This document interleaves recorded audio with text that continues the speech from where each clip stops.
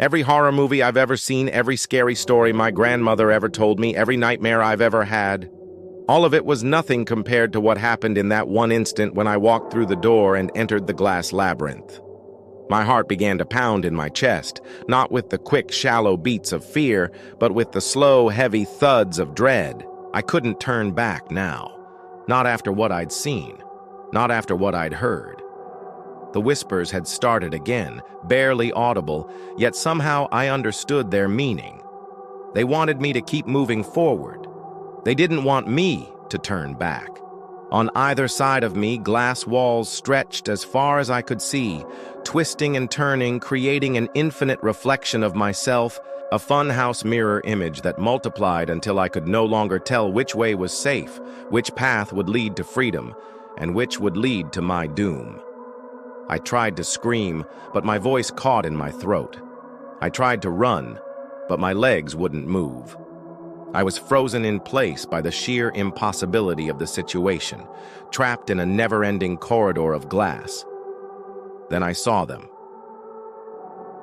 Shadows, dark and imposing, pressed against the glass, their forms twisting and contorting, reaching out as if to grab me, to pull me towards them.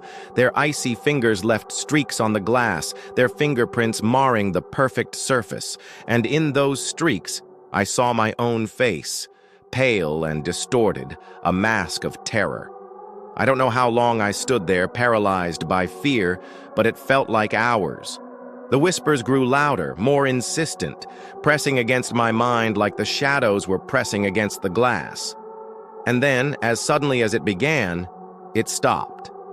The whispers faded, the shadows retreated, and a single ray of light pierced through the maze, illuminating a single word written on the glass in front of me. Hope. Was this a trick? A final test to see if I would break?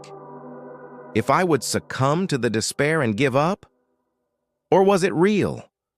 Was there actually hope for me to escape this labyrinth, to break free from the twisted reflections and the suffocating silence? I didn't know which. I didn't know what to do. But one thing I knew, I couldn't stay there. I had to keep moving forward, keep running, keep hoping. Because if I didn't, the darkness would consume me, the whispers would drown me, and the labyrinth would claim me as its own.